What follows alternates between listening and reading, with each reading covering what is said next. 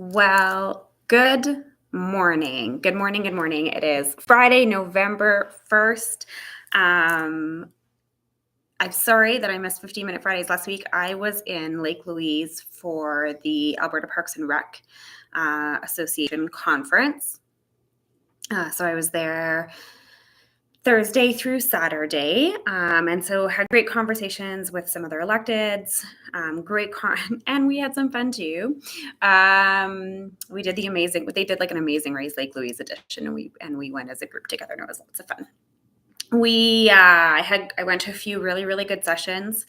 In particular, my favorite session was the reforestation session from the city of Edmonton. Some ideas that I want to bring back and talk with our urban forestry team about, and really in particular, citizen participation. So more citizen participation in reforesting, but also naturalization, because naturalization and reforestation, so tree planting, different things. Those were kind of my highlight sessions. I also went to one like on a community framework one from Dialogue that was really good and around creating like rec spaces. So that was really interesting. And part of the reason that I went, and really important, is we are doing it's called Game Plan.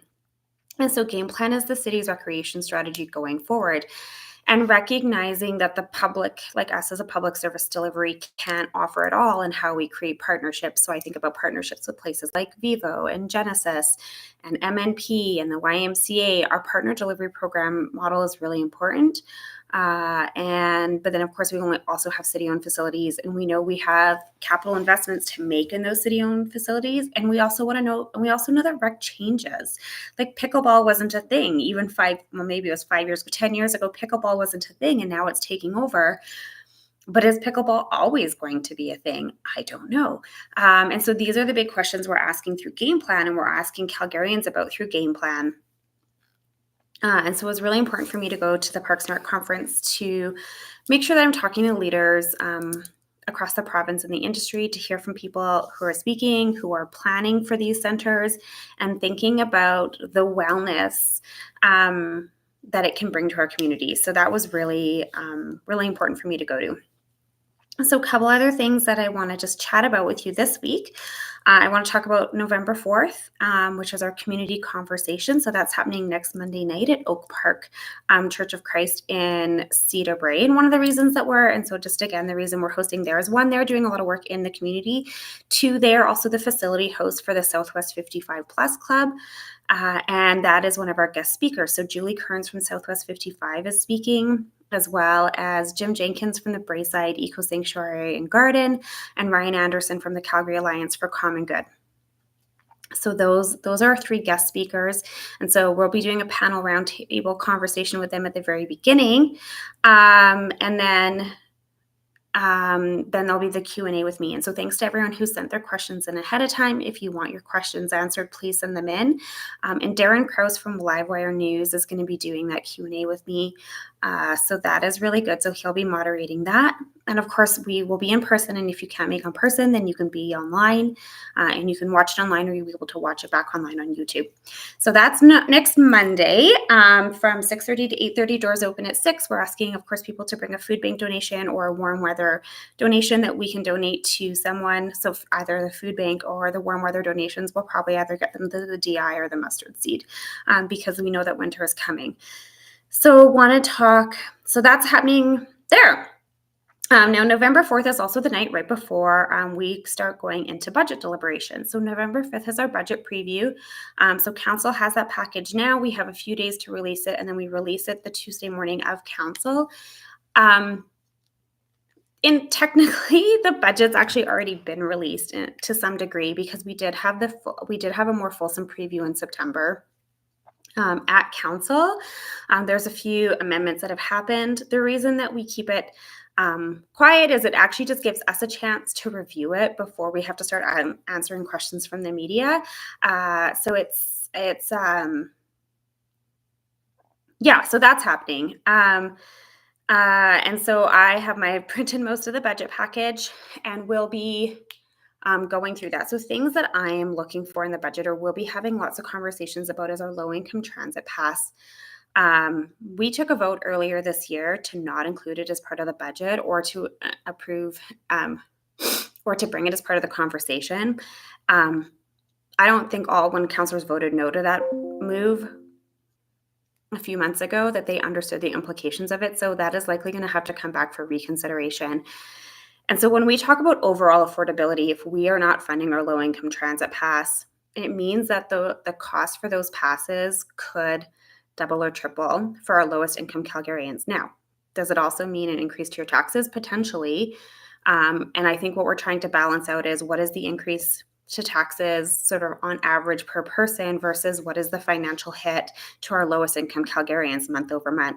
So if we're asking for 50 cents month over month from average Calgarians or an extra $30 to $50 a month from our lowest income Calgarians, when we talk about affordability, those are the decisions that we're weighing in budget. So affordability is more than just the overall tax increase or the budget increase that is happening. It's really about what decisions go in there to create affordability citywide and affordability for the people who actually need it the most.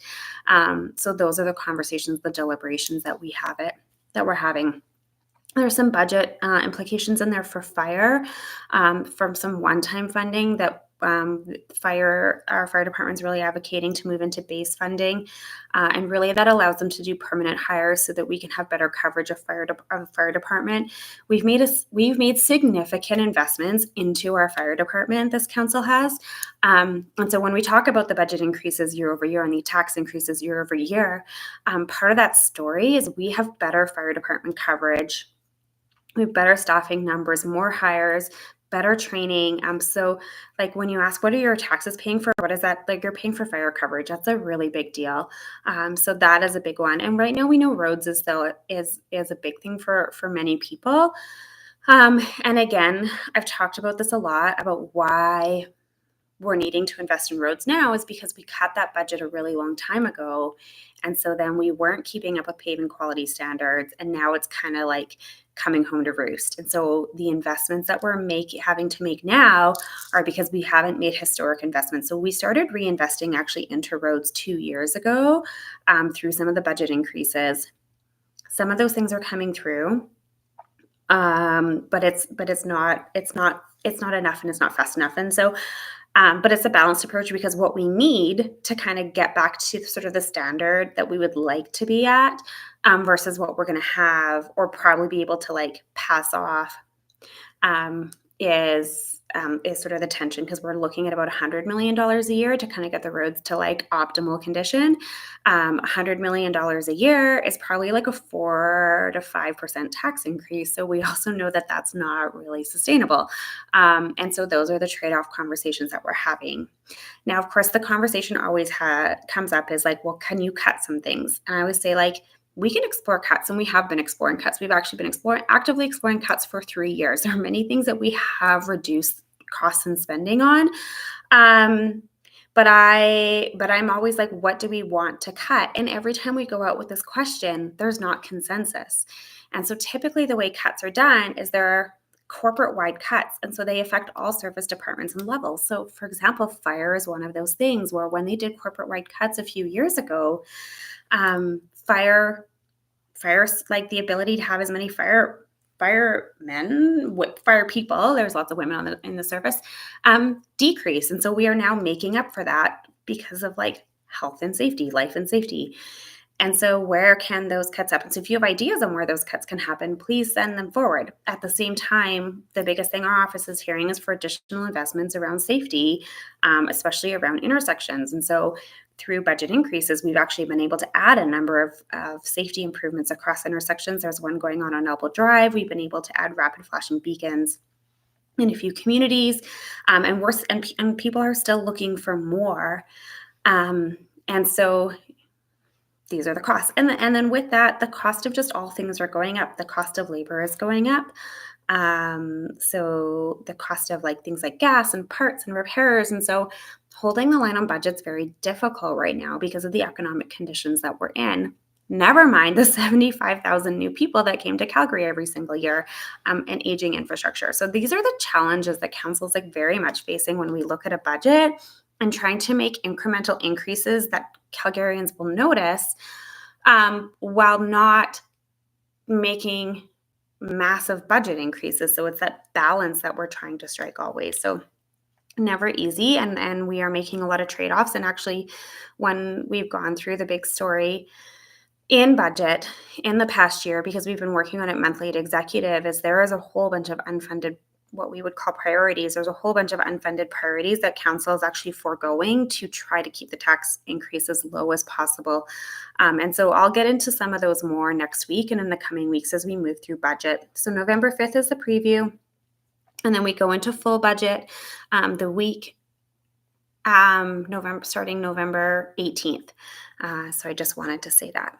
So I want to just kind of look back a little bit on a couple decisions that council made this past week. So we had a few notices of motion come forward that were really important discussions to be having as a council. And they kind of really spanned. What I really liked about the notices of motion that came forward, I think we dealt with 6.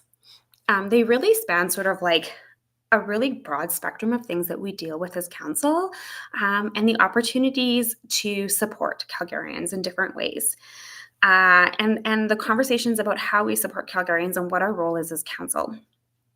So Councillor Meehan brought one forward to start exploring planning on Nose Creek Park. So this has been a community advocacy along the Nose Creek Park watershed.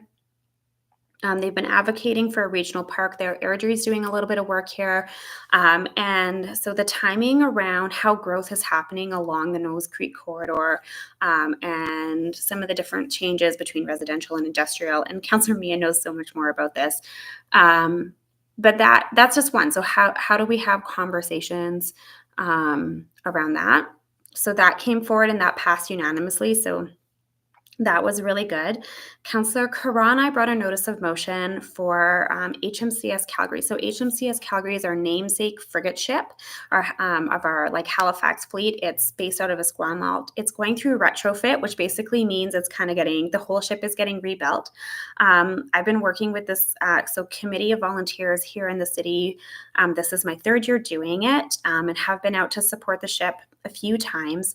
Calgary is well known across the naval, the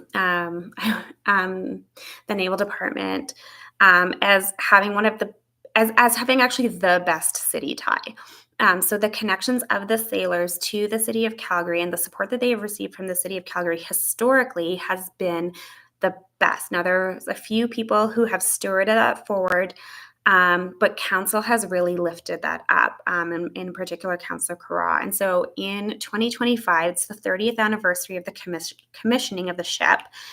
And so we strongly believe that, and there's people who've gone out for many of the celebrations, that the more councillors that we can have go out and be part of that and supporting the Navy, the better.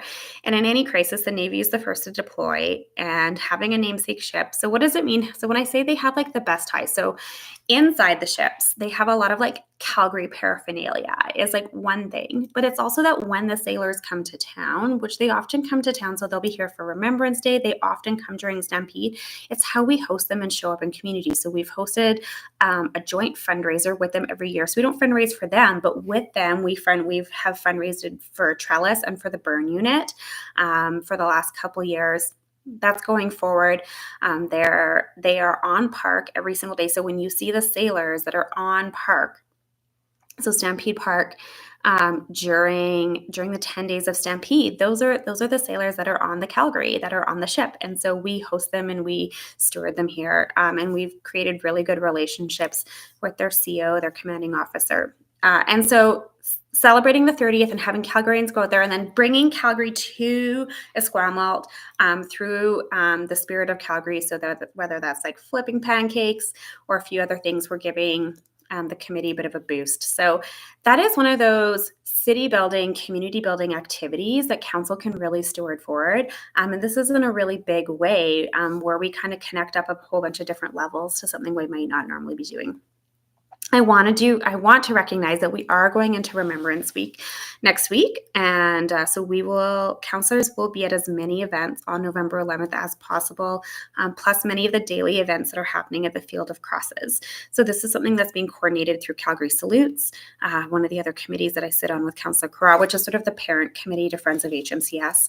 And so having council representation across the city, laying wreaths or bringing remarks at Remembrance Day events to honor the past, to recognize the present, and to talk about the future, especially world peace, is really critical in a time like this. And so council's really stepped up to be at as many events as possible. So I hope that you can also make it out to a Remembrance Day event or watch one that's televised or live streamed. So those are a couple things. The other big one that came, and I'm just recognizing I'm kind of at 15 minutes of time. I just want to touch really quickly on the supervised consumption side of the Sheldon Schumer. So Councillor McLean brought a motion for us to vote on the closure of this Sheldon Schumer site. Ultimately, what it came down to is that's not our decision, and it's not something that I felt comfortable weighing in on for a couple of reasons. So some personal knowledge on addictions and crisis that are happening. And while there is merit to the recovery-oriented system that the Alberta government is putting forward, there are a lot of gaps in the system too. And it's also it's really about being honest in the conversation about who we're serving through recovery-oriented care and who we're serving through supervised consumption sites, because those are not necessarily the same people or the same user group. And also just a lot of the stigma that comes around those who use. And in the absence of time, what I would say is actually, if you want to go back and watch council on Tuesday and listen to my remarks, that is probably the best, because I talk about who the user groups are, who is using, who's affected by addictions, and what are wraparound supports and services, why they're really critical. So in the end, we moved a motion, we moved an amended alternate to kick it back to the province to do due consultation and process, which is part of the Mental Health Act. But really, what we ended up doing then, and that was to get the motion off the floor, to kind of give a binary yes, no on the closure. So we moved that, but ultimately then we defeated that because I want to have no say in this. I don't even want to have to tell the provincial government to do the job or to ask the mayor to write a letter to ask the provincial government to do their job, because that's just awkward. And that's just not a good position to be in. And so essentially, the notice of motion went away, and we have given it back to the province, or the decision rests with the province and what they want to do, and that is really their jurisdiction. So they should be the ones leading the conversation around it, and they shouldn't be passing it off to us to give a binary yes, no, and then making a decision based off of that. That's not good decision making. And council just frankly didn't have enough information either to even make a yes, no decision. And I don't think that it would have ever been a unanimous decision anyways. And when you make decisions like that, you really need to dig into the facts, the figures, the reasons why, and to talk about the future, because in absence of having a concrete plan for the future, closing it would have been much more detrimental to the community. So that is 15-minute Fridays for November 1st. I hope you're all staying warm. It's a little foggy out there this morning, and I hope you all have a lovely weekend. It's still going to be a little bit warm. Get outside, enjoy the sunshine that we do have. Do not forget, it is daylight savings time. I am very much looking forward to that extra hour of sleep, and I hope that your candy hangovers are not too bad and that your children also sleep this weekend. Mine brought home a very big haul last night, and I am going to try to stay out of the candy bags, but probably not going to happen. Have a good one, everyone.